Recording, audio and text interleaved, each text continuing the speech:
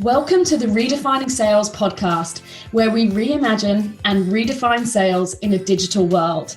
In this new series, we have absolutely scoured the world to bring you only the best of the very best.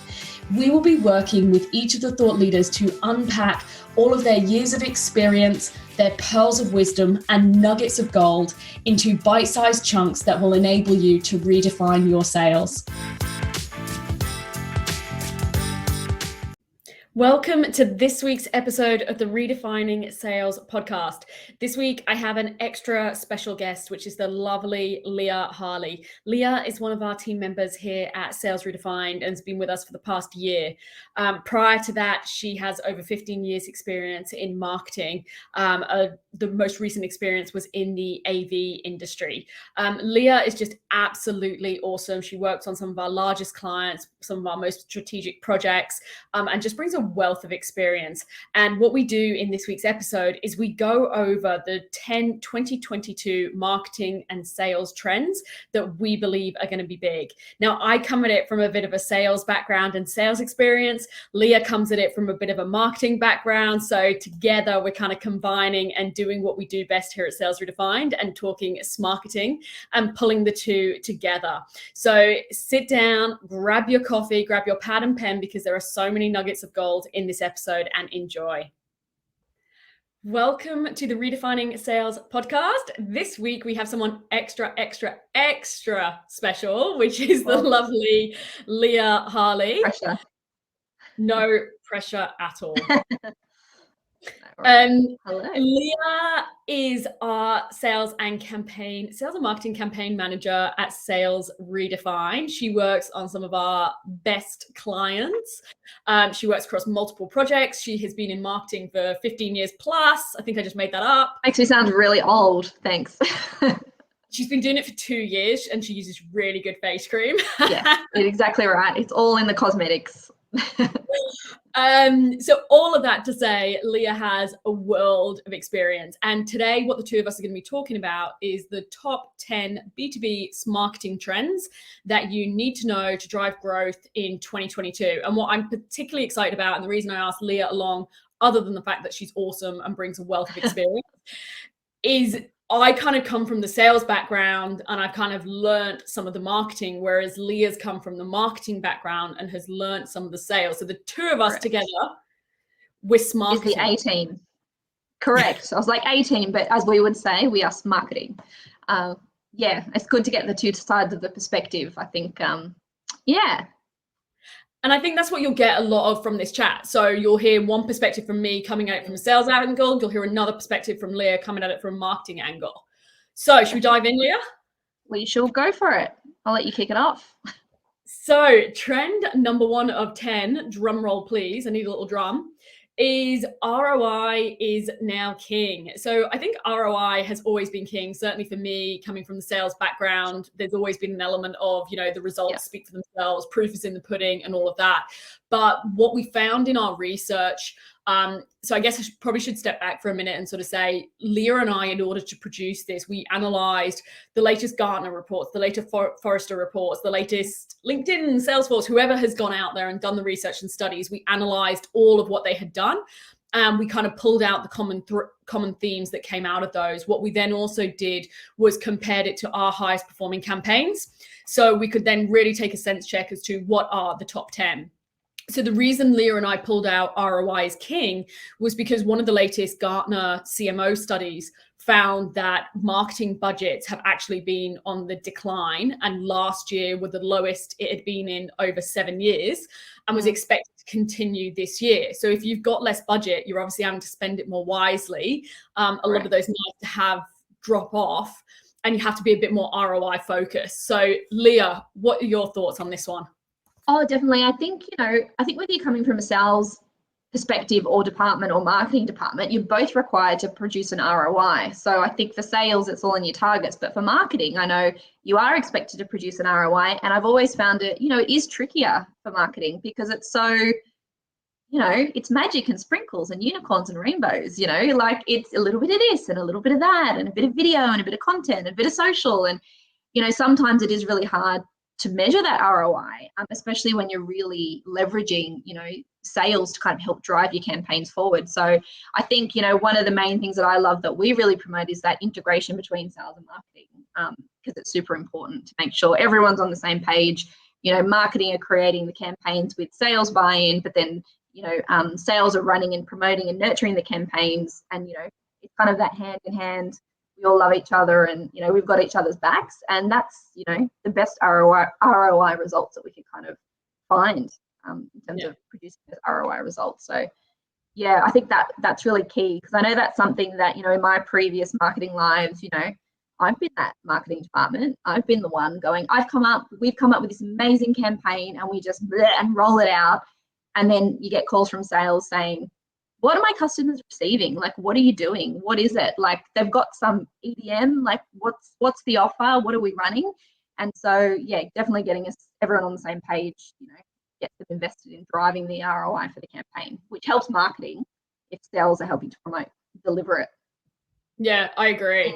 I think the two things I'm finding in this space, one is, I'll give you an example. We've got a campaign at the moment, and someone said to me, but what's producing the result? Is it coming from the EDMs? Is it coming from the paid ads? And actually, when you look behind it, you can't just say, well, for the sake of argument, right, we're going to stop the EDMs because they're not working. Because actually, take that example, the EDMs were what got the awareness and the initial attention. And in our language, we often talk about sales as dating, produce the first date that then allowed us to do paid advertising and retarget them because they visited the website, and enabled the second date. And so for me, it's that multiple touch point. We know people need over 12 touch points in order to be able to buy. And so it's really hard when it comes to ROI and attribution, because it's not just one thing or one silver bullet that drove that result. It's the multiple touch points, and you can't just pinpoint it to one. So I think that's what makes it harder. Yeah, definitely. And I know, not all sales, again, I feel like I'm, from the other side of the fence, but, some salespeople I've worked with, are waiting for that silver bullet. It's, marketing going to give me the easy option, and it's going to go out, and it's going to be amazing, and my inbox is going to flood with thousands of leads. But gosh, we wish it was that simple, but unfortunately it's not that simple. So it's a multifaceted approach, not just sort of your one-hit wonder that's going to save the day. Yeah. And I think from sort of final point on that one, I think that what Leah's been talking about bringing sales and marketing together, and our word that we love to use, smarketing, that when we did an analysis of our highest performing campaigns of 2021, it was when both sales and marketing got on the same page. They got on the same team, on the same bus. We really got insights from both of what are you hearing from your clients right now? What is working? When do you win? When do you lose? What do you want to see? What are the hot topics you're hearing about? And then formulating the campaign with insights from both. And then on the execution, it's down to both. So marketing can do their side with some of the EDMs and the automations and the socials, but sales also need to step up and do their side. We know that 96% of the content you consume is unbranded, and we follow people, we follow Richard Branson, not Virgin. So by the salespeople promoting, sharing, and so on, we've seen that drive even better results. So our best ROI campaigns are when people think smarketing. Definitely agree. Number 2, should we move on to number 2? Go to number 2. Number 2, taking a leaf out of B2C's book. I like this one. So what we mean by this, I love this one. I love this one. What we mean by this is, so a couple different examples. Salesforce have just launched their on-demand content. I'm trying to find the name of what they called it. I want to call it Salesforce Plus. Yes, Salesforce Plus, which is their streaming service. And so they're becoming a bit like Netflix, and they're becoming, that on-demand content provider. So that's sort of one example. The other thing for me, I notice when we're building sales funnels and some of what we're doing around digital sales funnels, B2C have been doing this stuff for years, but it's never crossed over. It's never crossed over into B2B because it's always been a bit more of a traditional sales model. So I would say some of what's been mainstream in B2C in terms of digital automation, retargeting, sales funnels, that's coming over. And then I think the other final point on this that's sort of coming over is also that human aspect. You know, we watch Big Brother, we watch Celebrity Apprentice, we watch Gogglebox. We're just nosy. Everyone's just a bit of a stalker at heart, I think. Yeah. It is that human element, but, you know, seeing the realness of it, like the real people. Yeah, I agree. And so I think that one of the things that I love, it's actually a really good study on this. YouTube have a division that analyzed all of the different videos. It's called Unskippable Labs, and they looked at what does it take to make it unskippable, and I have to watch this. And they used L'Oreal, and they had like a traditional perfect L'Oreal video that you would expect. They had one that was kind of in the middle, and one that was like the intern in the cupboard with her iPhone. And that grippingly human, as Julie Masters, who we love, calls it, that grippingly human, almost on your iPhone, informal, casual, that we've seen a lot of in B2C, is actually starting to come through to B2B. Like if you'd have said a few years ago that you would put on your LinkedIn profile something filmed on your iPhone that wasn't perfect staged, it would be considered unprofessional. Whereas now I think it's being considered real. Leah, thoughts on that? Yeah, I was going to say, it's just that it makes it more relatable. And I think in some instances makes it more believable because, you know, you feel like, you know, I'm sure there's a level of staging with any phone. You know, we all pop on an Instagram filter every now and then just to, you know, jazz up the wrinkles a little bit. But it does give you that essence of, you know, the realness and the, yeah, it's sort of the nitty gritty of it. And it makes you more invested because you feel like, I guess, you're being told the truth as opposed to a pre-production video or whatever content it might be that's very much curated as opposed to that sort of, you know, off the cuff feeling. Yeah.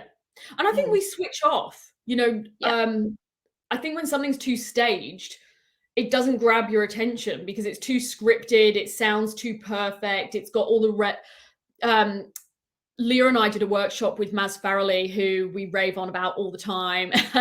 She's great. Who produced X Factor, and her content had 8 billion views. And she talks about the fact in TV, when they get a script, they remove any of the white noise. So any of the I'm excited, but I'm so nervous, or it's unprecedented times. And it's kind of almost like those cheesy expressions. We've got it as like a swear jar in Sales Redefined, so we don't use it. And I think that when you're kind of more informal and unscripted, you don't necessarily say as much of that as whether it's a thought out, documented script. Correct. No, definitely. And I guess one of the other points to that is the relevancy of it. You know, as we see with B2C, you know, it is so relevant because they've got the finger on the pulse of kind of what people are wanting right now, and making sure it's relevant so it connects. So I think bringing that into the B2B space is definitely something we can do more of, because as we know, like the more relevant it is, especially with all the content that we're creating for all of our campaigns, the more relevant it is to the problems or the solutions that the client is wanting or that the audience is wanting, it definitely hits the right notes, and we get much more ROI and results from many of the campaigns. So, see, we're embracing real and human and mistakes. That's it. We're real. Like, see, we're not robots. You can see that this is all unscripted. No filters and unscripted here. Oh, I love it. It's so good. It's so much more entertaining. Yeah, I hope so. So the next one on our list, this one's yours, Leah. This one's definitely is owning your audience. Talk to us. What do we mean by owning your audience? Well, I think what we mean here is it's really about, you know, I think there was some, I can't remember, Abbie, those Google statistics around that they've announced that whole, the end to the cookie tracking piece, I think by 2023, I think it was. So, you know, meaning that now it's more relevant than ever for businesses to really develop a proper database. And I know we say proper, but an actual database that you can leverage.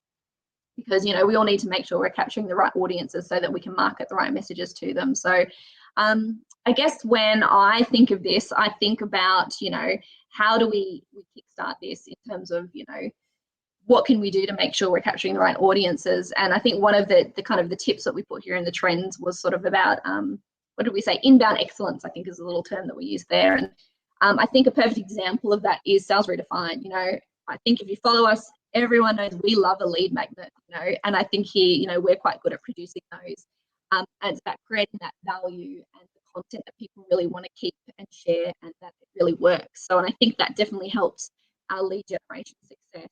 to our audience, because we're creating the right content and the right tools to kind of take them through that sort of journey. One of the other things, I think I used to have an old boss that it's still burnt into my brain. I think it was 21. She was crazy. If she's watching this, you'll know who you are. But her mantra for our business was, we are only as good as our database. We were sort of an agency-led database, and we would do events, and we would capture people. This is the old school before digital. Capture people's business cards on entry, and we would all sit there for hours entering people's details into the database to ensure that it was accurate. So I think that's something that sometimes we feel can get a little bit lost, and in ensuring that, you know, your database is really relevant and you're capturing the right people and the right audience.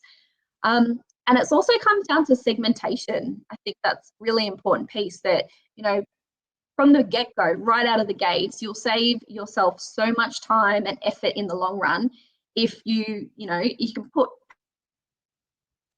you don't want to paint all your customers with the same brush. It's really, and I was thinking about it the other day, it's kind of like treating your kids differently. So you've got this collection of your database where you've got all your children. You can't put them all in the same box. Some of them some of them love potatoes, some of them hate peas, some of them love horses, some of them love dinosaurs. You can't paint them all with the same brush. And I think it's the same goes with your client's database.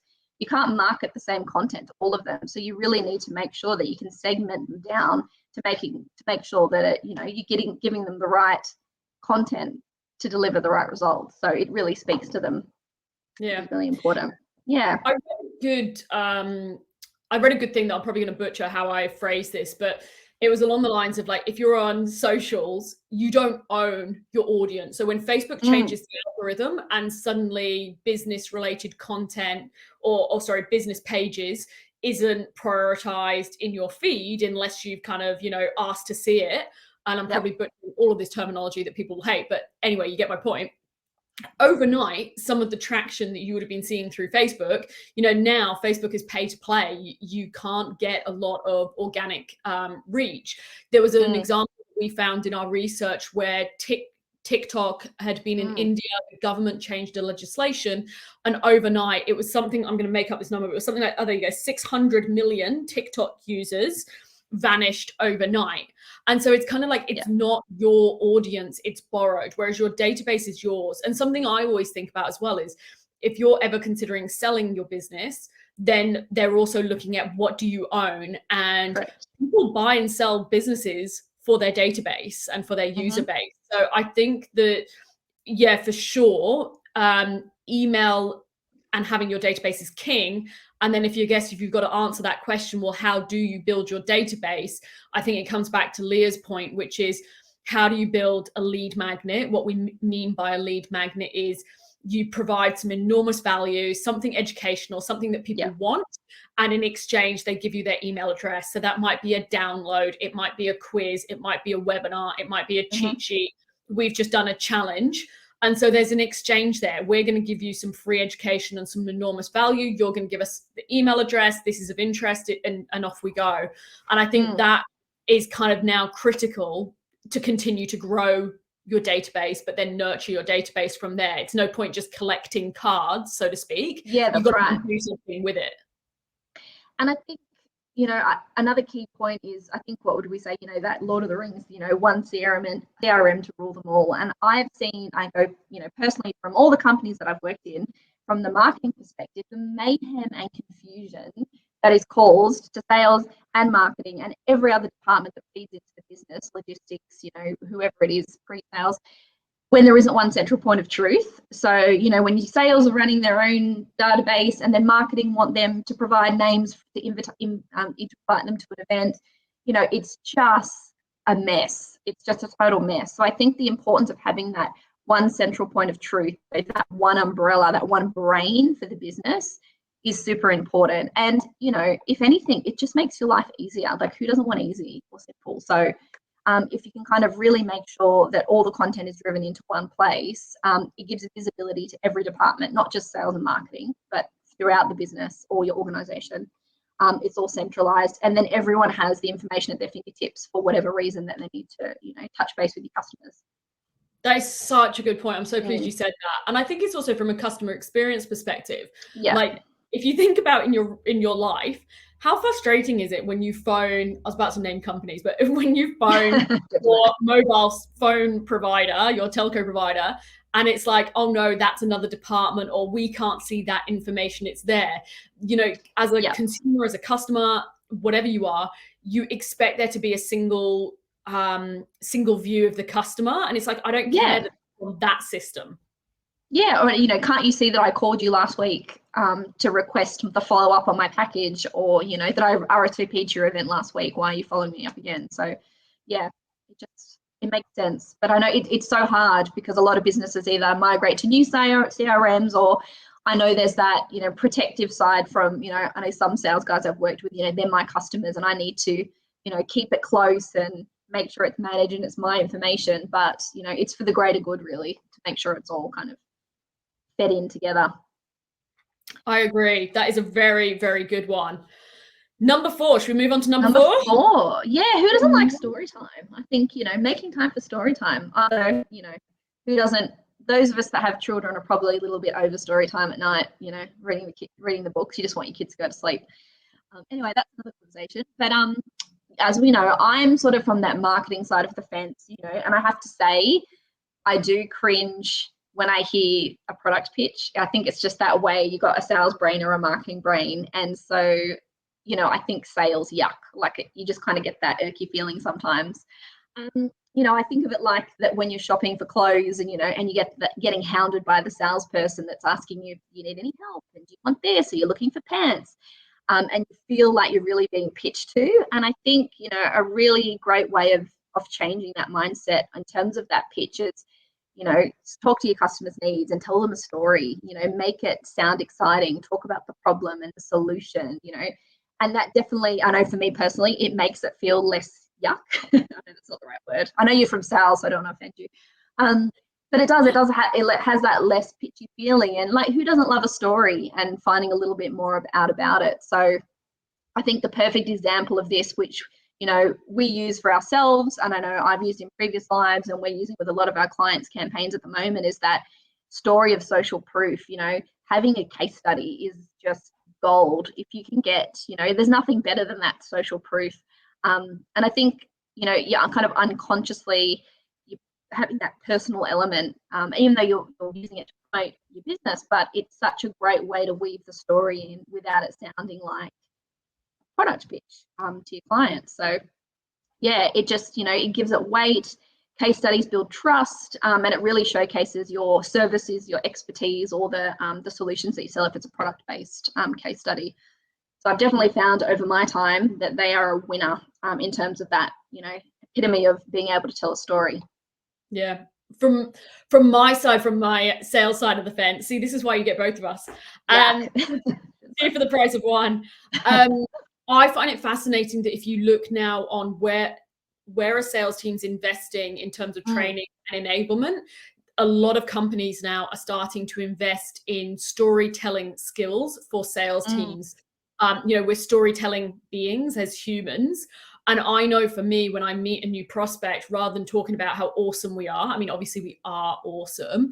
If I talk around, I share stories of, you know, oh, well, when we worked with ABC, and it doesn't even have to be customer names. It can be, look, you know, some of the time we see this, and I'm sharing stories. So I'm never talking about, we do this and this is how much it is, and this is step 1, 2, 3. I typically use loads of stories, and people remember those stories.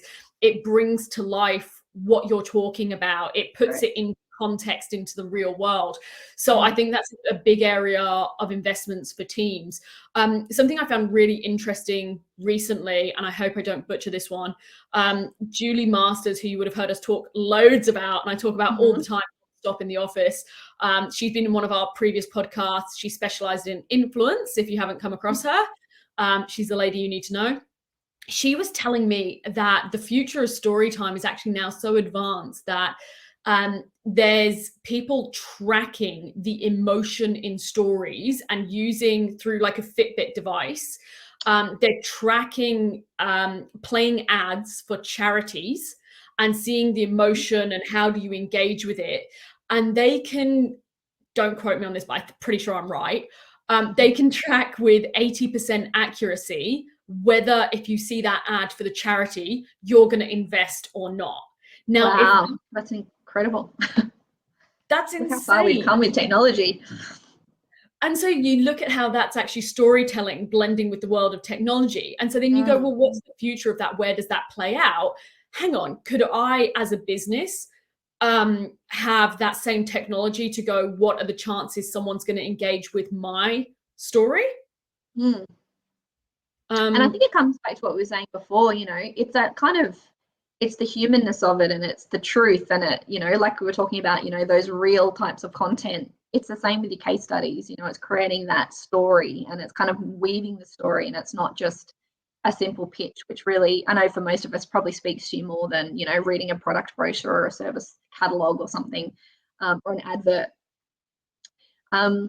What was I going to say? I was going to say just, you know, I know from a lot of the campaigns that we've been running at the moment, you know, the stories, and we find the best performing is when, you know, sales are the ones that are actually sharing, you know, more than when the content or the story is coming from the brand. Because I think we all expect the brands to tell a story. You know, that's whole part of building your brand as a business is, what's your brand story? You know, who are you? What's your values and your mission? And I think that's expected. But I think when then it's fed down through your team or your sales team or the humans that work within the brand, definitely gets much more reach, and we're finding much more traction on the campaigns that we're running, where it's kind of being shared and those stories are coming from people as opposed to from the company or the brand. Yeah. I think a final top tip on that one would be something that we do internally. We do Storytime. So we do. We sit and read each other's kids' books. No, we don't. Yeah, that's right. That would be kind of fun, actually. Yeah, well, we can try that. And every sort of 4 to 6 weeks, Leah? 4 to 6 weeks? I think so. Yeah.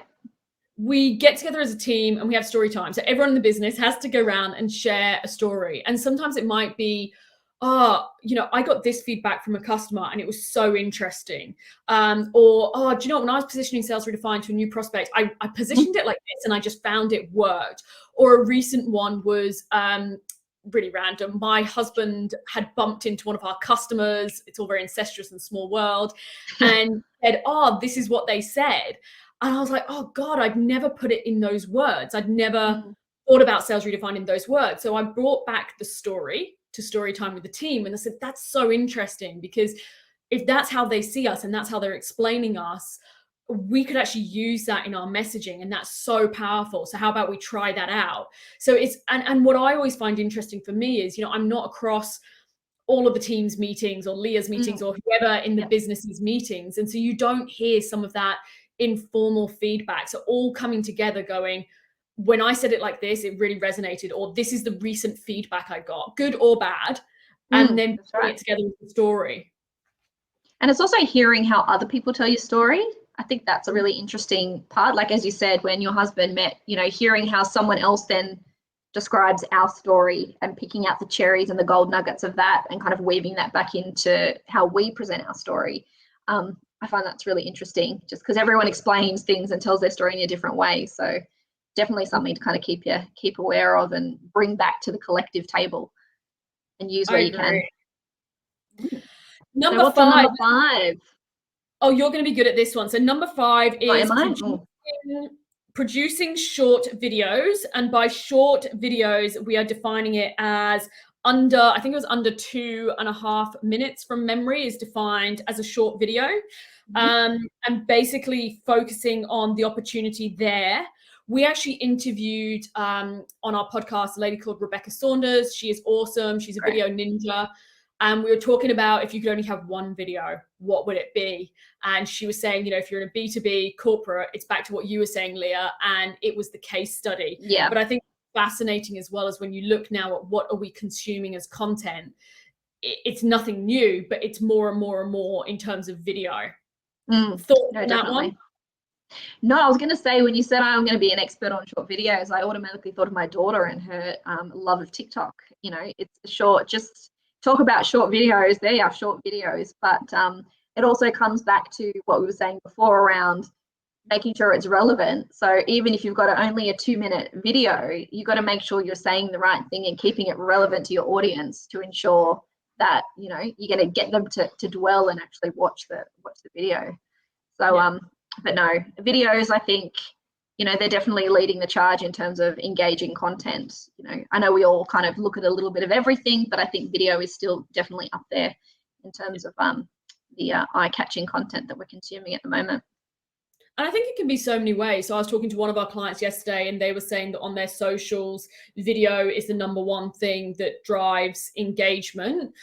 They've got quite a large following, and that was really interesting to hear what was working. But it can also be in a completely different capacity, thinking about video with my sales hat on. We're doing a 5-day, at the time of recording this, we're just on day 5 of a 5-day challenge. Yep. And one of the participants of the challenge texted me and said, I sent 8 video messages to clients or potential prospects, reconnecting with them. And she said she sent 8 video messages and she got a reply and a positive response from 6 out of 8. Because That's if you awesome. think about it, yeah, how many phone calls do you get a day? How many emails do you get a day? I'll use as well, so I can talk about this one. I'll use my brother as an example. My brother's allergic to sales and has an allergy to sales, and hopefully he's not watching this.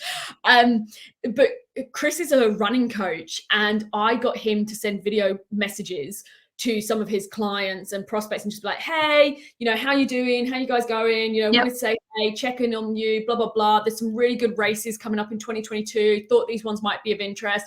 Just wanted to say, hey, and see how you're doing. Send. And it costs you nothing. It takes a few minutes. He got an awesome response from it because, again, it's such, if you look at high performance sales and what is working in high performance sales, personalization is the key. So that's using video in a different way to have amazing engagement, particularly in, dare I say it, you know, the C-bomb COVID times when we're not necessarily. I was a bit nervous there. I didn't know what you were going to say. I was like, oh. And I think, I guess that was from the sales perspective. I was just thinking from a marketing perspective, video is just kind of a little bit of a gift that keeps giving. You know, when you think of a 2-minute video and all the different ways you could skin and reuse and repurpose that, you've got your case study video, but from that you can create a 30-second trailer, which you can use on some platform. But then from there, I know we do that a lot with our campaigns, is then carve it up, which we'll probably do with this podcast, carve it up into snippets, and then you can keep repurposing the smaller snippets. So from one, say, 2.5-minute case study, you've got all these other facets that you can kind of, how you can carve it up and kind of repurpose and reuse it. And yeah, it's that kind of gift that keeps on giving. It's not going to go stale in 6 months like a PDF or something that's a little bit more static. That is a very good point. I like that point. Yeah. So, one last point on that one that we didn't discuss that was on our PDF. So by the way, what Leah and I are probably referring to, and I'm very non-subtly, if you're watching the YouTube video of this, referring to, is we did a PDF download, which is the 2022 trends on a download. So what Leah and I are discussing, we'll put a link to it in the show notes if you want to download it. So Leah, this is a good one for us to talk about. We also said on our PDF, take notes from television and learn how to grab attention fast. And we were referencing Maz. Yes, that's it. The Tiger King, I think, was her perfect example of, you know, how to catch audiences.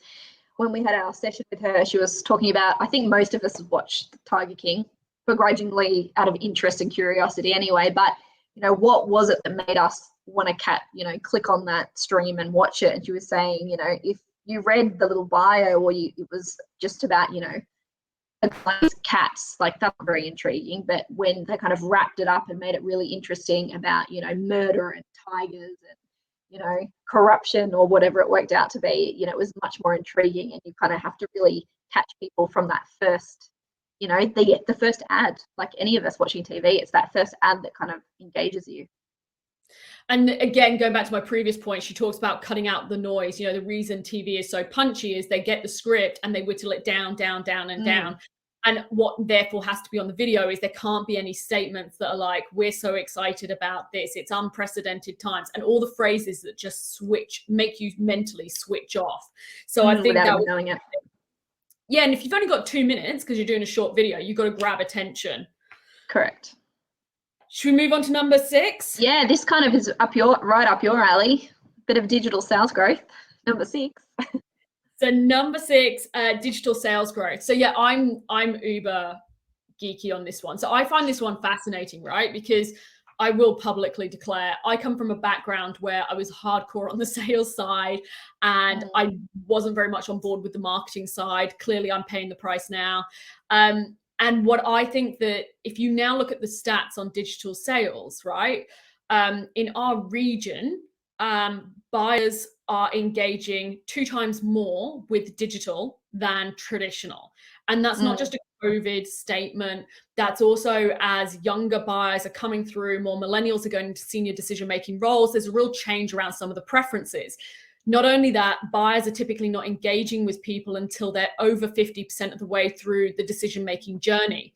So if you've got to influence that first 50% before they've even reached out to you, before they've even reached out for a meeting or a request, or you even know they exist, that first point to influence them is typically digital, when they're going to be doing their Googling and their homework and their stalking and their comparisons.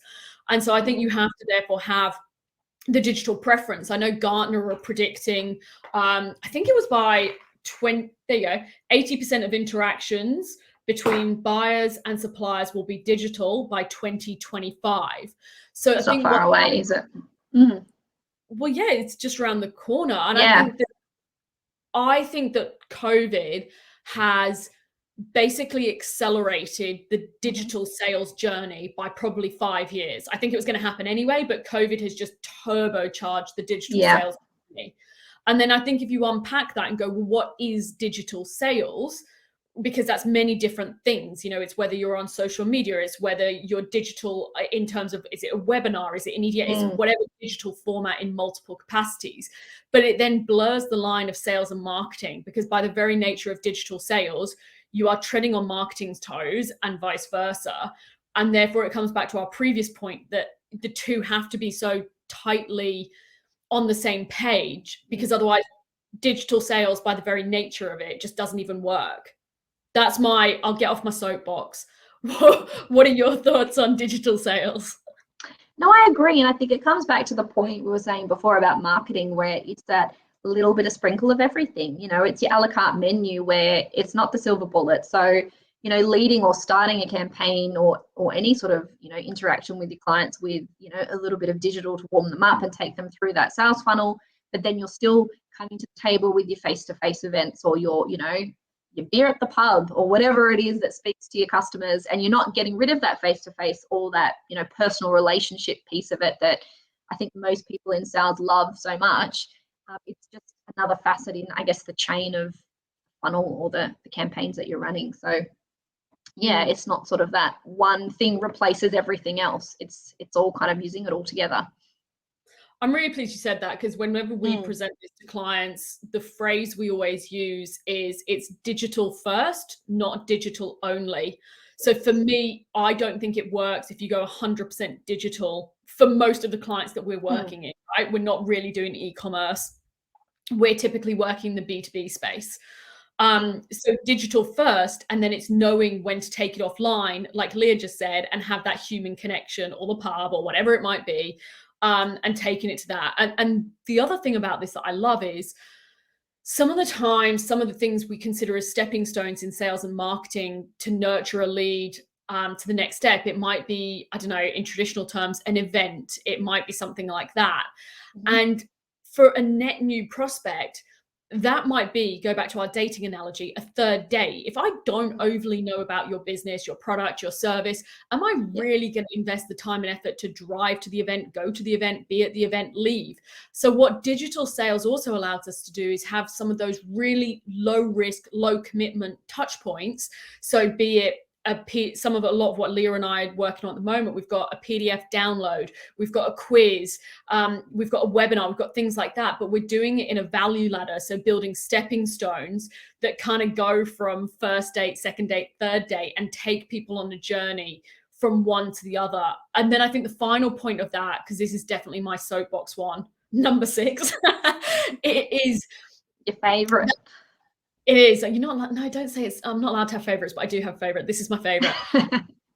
I think you then have to nurture, because there's no good having the first date and then not asking someone on a second date. And so that's where it's my high horse thing, that you then have to nurture and follow up to the next step. So cool, you enjoyed the PDF. Do you want to take the quiz? Or you enjoyed the quiz, do you want to come to the webinar? You enjoyed the webinar, do you want to come to the free consult or the health check? And so it's nudging along each of those touch points. And that's what makes a digital sales funnel work. It's by looking at a campaign, in its entirety. It cannot be a one-hit wonder that is just one step in isolation with no second date. Like we always say when we're working on a campaign, what's the second date? And that to me is what a digital sales funnel is. It's funneling, moving along the bus. Yeah, definitely. It's the multifaceted approach that we like to spruik and promote. All right, I'll get off. Are you finished with number 6? I'm like, are you finished? Anything else for number 6? Sorry. I got really passionate about that one. No. So I'll calm down. You can take number 7. So number 7. Number 7 is, we talk about enablement is not just for sales. So, sales enablement is not just for sales. It's basically for anyone within your business that interacts with your customers. We've got some statistics here and some numbers. I can't remember these here, but it says here that 68% of customers expect demonstration of empathy when dealing with your customers. I don't know if you can elaborate on that a little bit more, Abbie, in terms of that, the soft skill of emotional intelligence, because that's really, it's very vital for anyone that's customer facing, with your customers. Can't talk today. Sorry, I had that day yesterday where I just couldn't talk on video and I got so annoyed with stopping and re-recording that I just gave up. So that's what we're going to do. We're just going to keep going because we'll keep rolling. Tells us it's grippingly human is what we're doing, Leah. And it is it's raw. For context to anyone listening or watching, we're recording this late on a Friday afternoon after an incredibly big week. So the reason we can't talk. Yes, correct. Thank you. Give us some So enablement is not just for sales is an interesting one for me as well, because what I have found working with companies is people typically say, well, that's not my job, that's sales, I'm not in sales. Now, I would bloody say this, but I consider everyone is in sales, because if you have any shape or form of touch point with the customer, then you're in sales. And even if you don't directly touch the customer, you're in sales. So if I use the analogy, let's use the comparison of a hotel. If the cleaner hasn't done a great job, you're in sales, because you're going to impact whether I come to my hotel room and I go, oh, it's dirty, and I leave a bad review. If you're the bellboy and you don't bring the bag up very quickly, then you're in sales. And so I think that every single person touches it. And what, in terms of this specifically around enablement, we're seeing massive benefit at the moment. We've done some enablement with professional services companies. We've done enablement with technical teams, particularly in IT. And it's going, you are in front of the customer, you are hearing from the customer, oh, this isn't working, or this is a problem, or we'd love to have more of that. You're in a position of trust. So you've got a choice there. You either go, which is what most people's default is, well, sales isn't my job. Worse than that, I don't want to look salesy, because heaven forbid I look salesy in front of it's yuck, remember? It's yuck. No one wants to be sales. You're not going to be invited on the podcast again, Leah. Yeah, sorry. No. I need to rein it back in. No, joking. But if your default position is, well, I'm not going to have that conversation, then you're going to miss a massive, massive, massive opportunity. So it's not that we're trying to turn technical teams, consultants, professionals into salespeople. It's trying to bring that awareness of, you are customer facing, you have influence on the customer, you have influence on our brand, you are in a position of responsibility when someone says, oh, this is rubbish, or we want to do this, to go, well, that's really interesting. Would you actually, we could potentially help with that. Would you like it if we have a conversation about that? Or I talk to Bob about this and get him to come and talk to you about that. The way I positioned it to one company was, everyone's responsibility is to spot the leak in the roof. So if you go into a customer and there's water all over the floor, there's a responsibility to go, I've noticed there's a load of water on the floor here. Have you thought about that? Have you thought about getting that leak fixed? Because that looks a little bit dangerous. Is that something that you're considering? And if they say yes, then fine, hand it over to the sales team. And I think that's why enablement is for everyone. That's how I look at it from a sales lens. Yeah, and I think, one of our top, I guess, points to number seven's trend here around enablement is, it's closing that gap between all the teams. I don't know, when I started working for Sales Redefined, a year ago in February now, but we run enablement sessions on any campaign that we do, where we bring sales and marketing and technical, anyone that the business feels like needs to be involved, the more the merrier. And I remember the very first one I attended I think I sat in the background and just had them muted and watched Abbie, do the magic.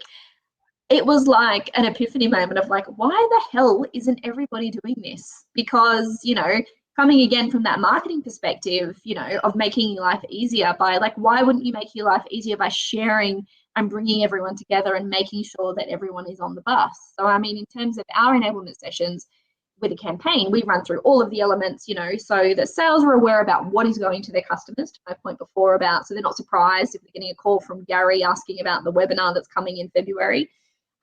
Pre-sales, a heads up about the campaign or the promotion that we're running. Marketing knows that sales are aware of what they need to do in terms of follow-up.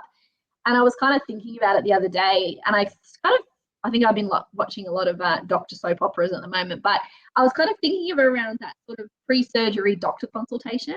Go with me, just hang with me here, but I was thinking, it's where you go in before someone has surgery and you get everyone involved in the room, the loved one that's going to have to help people, recover afterwards, the person getting the surgery, the doctors, the nurses, everyone's there together. What's going to happen, what the steps are, what to expect, to make sure that everyone is doing what they need to do post-surgery to make sure the person doesn't die or goes back into hospital. And I think that everything goes well. So I think it's that same sort of premise with a campaign or anything within your business, getting everyone in the same room and making sure everyone is across all the details and enabling everyone from the get-go. It's just, as I said, I hadn't personally done that in my marketing lives before. It was just that thing of marketing are running marketing and sales run sales, and everyone just should automatically know what everyone else is doing and just do what we say they should be doing. We need you to follow up on this, or we need you to, push this social out. So I've definitely seen the benefit in it. And I was just thinking, gosh, I'm an idiot. Why didn't we do this before? Anyway, went on a tangent there. But yeah, it's just really important, I think, to bring everyone on the same page. Yeah, no, I agree. I think it's now so much more than just sales. And I think it's kind of a really outdated perception to go, well, only sales is responsible for sales. No, it's everyone is responsible for sales. And that's why everyone needs an enablement on it. Because if you look at actually now high performance sales, one of the biggest influencers to whether you're going to achieve that revenue growth or that result is customer experience. And customer experience is everyone's job, or what we've talked about a lot in our download is around emotional intelligence. Well, that's also down to everyone. When I phone up support, do they have empathy in the fact that my printer is not working or my whatever is not working? So I really do think it applies to everybody in so many ways. Definitely. And just investing in the training of your staff and anyone in the business that has those touch points, making sure that everyone's feeling comfortable, because I think the word emotional intelligence can freak people out. People are like, what does that mean? Do I have it? Do I not have it? Are you born with it? Do you get it? Like, how do I get it? So I think by investing in, making sure there's training available, it definitely helps support, I guess, the full cycle. Yeah, totally agree. I think, oh God, I'm going to butcher this now. There was a World Organization did a study on the top 10 things that we hire for. And I think something like 7 out of 10 were factors that ultimately relate back to emotional intelligence. And I know, I'll actually name this one. Dell during COVID trained a lot of their sellers lead with empathy during this time. And a lot of what they did actually backed up around lead with empathy. And I think people do remember how you act, I just read a book that was all around customer experience called The Power of Moment. Leah's trying not to laugh because of my constant which book? I thought you were reading a different book. Abbie's got a different book on the go, or multiple books on the go. I don't know. I can't keep up. My level of speed reading is not there. My team find it hilarious because I come in and say, something, my favorite book. And they're like, but yesterday your favorite book was this one. It's like, yeah. But move on. That's today. Yeah, I've read this book already since yesterday. So it's my new favorite. One of the ones I've just read around, The Power of Moment. Now, this one I did bark on about a lot, Power of Moment. That actually talked about how we create experiences, how we create that moment. But it actually, when they did an analysis of customer experience and exceptional customer experience, something like 25% of what was rated as an amazing customer experience was actually a negative that someone put right. So I phone up to complain, but then that person goes over and above, and then when they're consulted, it's like, oh wow, you know, this was going wrong, that was going wrong, but check out how they handled it. And so it's actually really, really interesting then, because come back to our point around enablement is not just for sales. So much of sales is dependent on customer experience. It's knowing how to handle all of that with empathy that then is going to be what drives the business forward, what gets the positive word of mouth, what gets the NPS score up. It's all connected. 100%. Agree. Should we move on to number 8? Yes, all yours. Number 8. So number 8 is personalized account-based marketing, ABM, account-based marketing. So there's different names for this one, I feel. I probably shouldn't say that, but I'm going to. So the latest cool name is that everyone's talking about ABM and account-based marketing. What this essentially means is, let's just say you've got some prospects that are really high value, but maybe they're big accounts to try and crack into. It's not going to work by just sending them one PDF or one cold call or one email. It's not going to work. It's very much a strategic approach to get into a new account, and it's working through between sales and marketing. So this is when SMarketing come back together.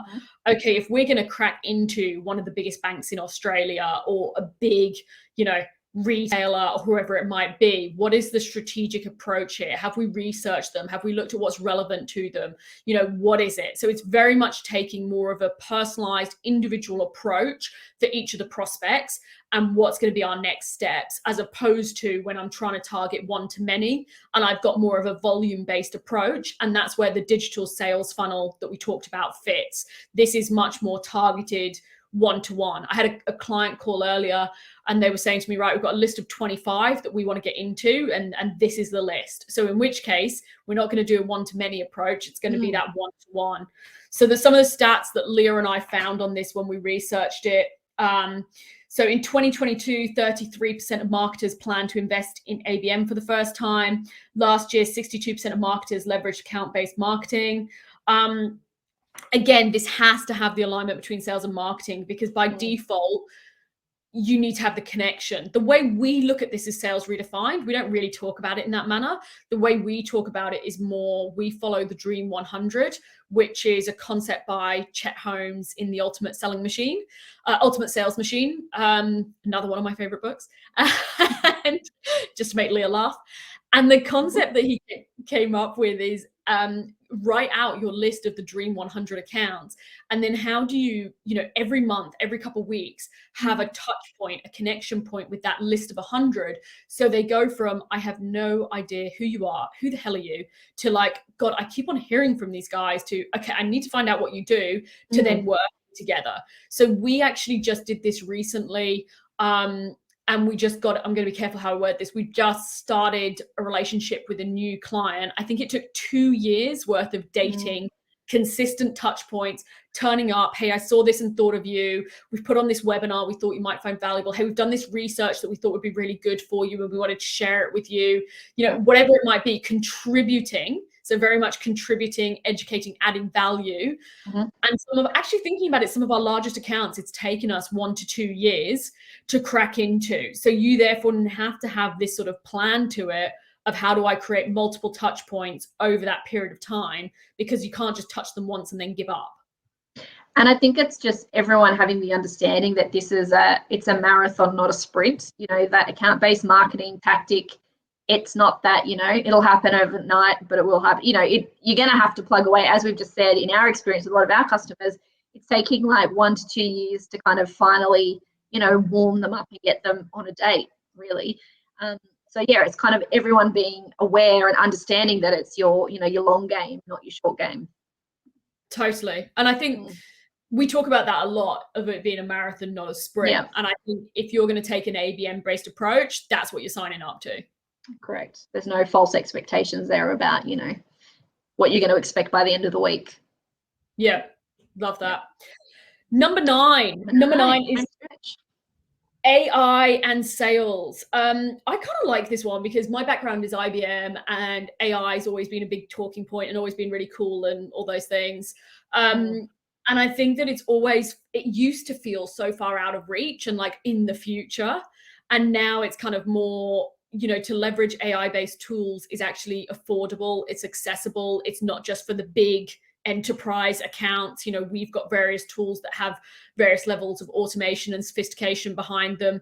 So I think this one's kind of interesting because of the fact it is actually more, it's more obtainable. Some of the stats for you that Leah and I found, AI adoption for sales teams is projected for 139% growth, 139% that was. Growth over the next 3 years, and that was a study done by Salesforce. One of the things that is being predicted, and this is sort of really obvious when you think about it, is so much of a salesperson's job is manual or admin. And if you look at a salesperson, a lot of sales roles, they're pretty pricey roles and headcounts to have in your organization. One of the stats I read recently, something like 57% of salespeople didn't achieve their quota last year.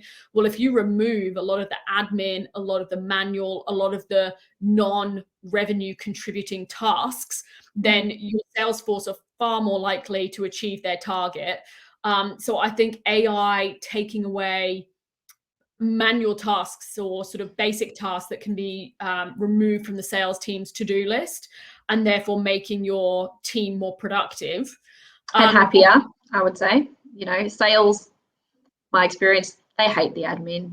If you ask them to review contact, it's all the nitty gritty. They just want to be selling and they want to be reaching their targets. So yeah, 100% agree.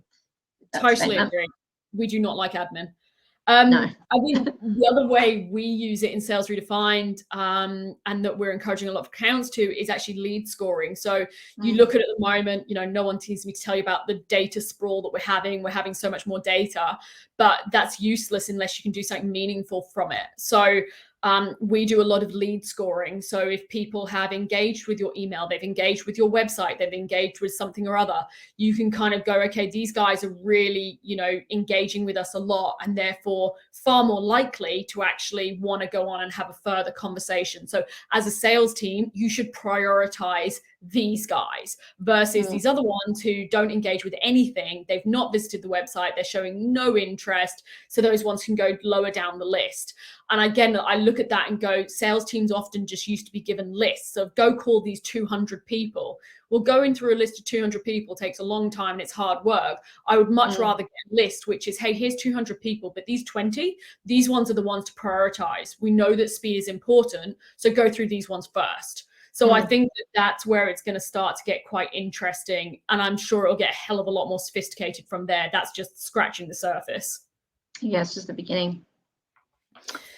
So I think we're at number 10. Number 10? You do number 10. Yeah. Funny, just actually before we joined to do this podcast, I sent one of the best sales guys I've ever worked with, that still friends with. I sent a little snip saying, "Yes, what? I'm on a podcast. We're doing a podcast, Dust Marketing Podcast." And he's replied, "You've got a typo. Why is there an S in front of marketing?" And I was like, "You are so 20. It's marketing. It's the alignment between sales and marketing. You're so 2020." And obviously he promptly apologized and was like, "Oh," but I was like, it's the future. It's the way forward. Marketing is where we're headed. And, it's kind of jumping on what we've been saying before. I think we've touched a lot on, this marketing piece, which, how we refer to that alignment between sales and marketing, but it is so important. I know, again, from, my background and being, in the marketing only seat, being responsible for planning and creating and rolling out all those campaigns out to market, I was doing it without the input of sales. It's very shameful to say now, where it was just that we thought, we want to do this, we're going to run it this way. And sales, again, we're wondering, what's going on, what's it all about, with no heads up, which I now know better. And it's, I've been taught in the ways of marketing. But, even just seeing the campaigns that we're running, the best results that we've ever had or that we have is when we get the buy-in from sales. So by running, whether it's regular catch-ups between sales and marketing before a campaign goes out, just making sure everyone's got the intel that they need. From our discovery sessions, this is just an example that what we do with the campaigns that we run, where we have those sessions before the campaign even is conceived to get the intel from sales, marketing, management, technical, whoever it is that needs to contribute, because, I think we underplay, the importance that everyone has and everything that everyone can bring to the table. I know marketing sometimes think we know best because we have a lot of analytics and, our finger is on the pulse, but there's so many different perspectives that each department that can bring into the table here. So, we really shouldn't be taking that for granted. That collective brains trust of your colleagues and your business is super important to making sure you've got the right messaging going to your customers, especially with sales, because, they're the ones with their feet on the street every day, talking to the customers, getting the angry phone calls if something hasn't, gone the right way. Or so, that's marketing approach. Again, another epiphany moment from, I've had a few of these from joining Sales Redefined, but definitely by bringing everyone together, I can't even say, like, the results that you get is just exceptional by far, more than just running in silos as each department. And I think a lot of people traditionally do. I agree. Yeah. I think, so a couple sort of fun facts for you on that. And, if you follow us, you would have heard us talking about these. Statistically speaking, only 8% of companies have a strong alignment between their sales and marketing. But when companies do bring a strong alignment between their sales and marketing, they generate 209% more growth and more revenue. And I think that's why, we've put number 10 is SMarketing on our trends, because it's so hard to stand out. It's so hard to get competitive differentiation. And this is one of the few ways we are seeing. And like Leah said, when we've done this on campaigns and brought the two together, it saved us having a campaign that would have been a flop, because marketing might have an idea and say, hey, we want to do a campaign on ABC. We go talk to sales and they say, oh, at the moment, this is the hottest thing we're hearing and no one's interested in that now, it's this, or vice versa. So it sort of avoids what could have been a flop. But when we have done that, getting everyone on the same page, we've had campaigns in excess of 2,000% ROI. Now, that is unheard of, and that is so hard to achieve. And so I think for me, what I love about this is it's so hard to be different. It's so hard to get a competitive differentiator, like I just said. And so this is one of them. And so, this is the opportunity. So for me, I just think this has to be prioritized this year, because otherwise you are going to miss out to your competitors who have got their ducks in a row a bit more. I guess two other stats on that. We did a white paper, and I'll put this in the show notes. We did a white paper on the state of sales and marketing, and it found that this was a LinkedIn study, this particular one. 9 out of 10 sales and marketing professionals don't feel like they're in alignment on KPIs, culture, strategy. 9 out of 10 do not think their sales and marketing are in alignment. Yeah, it's kind of scary, isn't it? Even the other statistic we've got there, about 50% of marketing leads, are ignored by sales. And it kind of a dagger to the heart. I'm like, that's what happened all those years ago. All these marketing leads were sent through and no one followed up. But you can see why, because they didn't see value in the campaigns that you're running. So, by getting everyone together and on, across the same page, it definitely pays off. And I think, we were saying about getting everyone together, it doesn't have to be a grand big thing. I think that's another thing to mention. I know at a previous company I worked with, marketing would just get a 15-minute slot within a sales meeting, and that was enough to give the team a collective overview of what campaigns are running. Keep your eye out for this social this week. We've got the event coming in 3 months. Reminders. So you don't have to go big. You can just start by incremental elements of bringing everyone together. And I think when you can get everyone together, the best connections I've got and some of the greatest friends that I have from people in sales is when we've all got together for offsite sales and marketing kickoffs, and we've all got to know each other, and we can actually see the issues and the constraints that we all have in our departments. And then you can kind of appreciate the work that your colleagues are doing a little bit more, and it kind of removes the barriers a little bit, where it's marketing and sales. Everyone just mellows and kind of works a bit more cohesively. So yeah, start small. If you can't start big, with a big session, I think just get in where you can. Yeah, I totally agree. And that actually plays quite nicely to one of the stats that we also have in the white paper, which you can download from the show notes, is I think it's 1/3 of sales and marketing teams don't talk regularly. So exactly like Leah's saying, it can just be small. It can just be 10 minutes. It can just be getting everyone together once a quarter, start small. And I guess a side point I'll sort of do on this one as well is, if people are listening, and I know some people who follow us, they might have a really, really small team and they don't have a sales and marketing department. Even in Sales Redefined, we're a small business, we're a small team.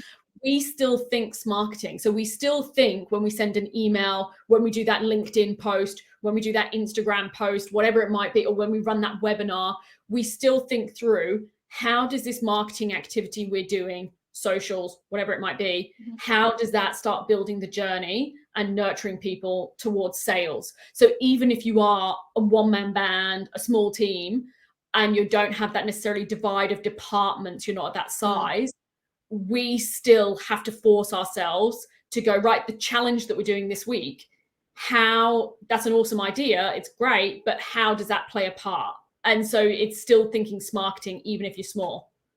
Definitely. What's the next step? That you've burnt that into my brain, Abbie. What's the next date? With Valentine's Day coming up, what's the next date? It's always about the next date. So yeah, super important. So look, Leah and I could talk about that for hours. As you can hear, it's sort of a topic we're really passionate about, because we see the proof in the pudding every single day. If you want to know more about that one, feel free to download the white paper, as I've mentioned, from the show notes. You'll get some really good insights on that, and that unpacks a little bit more why there's the disconnect and some top tips to kind of start repairing the relationship and so on. So that is our 10 trends. Leah, anything you want to add before we... No, I was just going to say, make sure, I know we've kind of covered off the 10 trends now, but we actually have some bonus trends in the download. So, there's a little bit more that we haven't divulged today. So, if you're interested, download it for a few extra tips there, just to keep you going. I missed that one, so well done, Leah. Well, bonus. We threw in a bonus in there. Oh, you did? You threw in a second date. That's it. Sunk in. Well, thank you so much to the lovely Leah for joining me. I'm very excited. I'm going to lower the tone. I'm very excited that you've popped your podcast cherry and done your first I didn't know if that was inappropriate to say on the podcast, but I thought it is. It's my very first podcast, so I'm very excited. Hopefully we can use some of the stuff that we talked about. Don't feel free to give us your feedback, and if you want Leah on all the time, please feel free to personally message me so that I can hound and harass her and get her back on the podcast.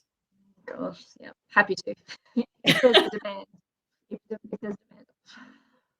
Great. All right, well, thank you very much, Leah. Thank you for joining me. Thank you.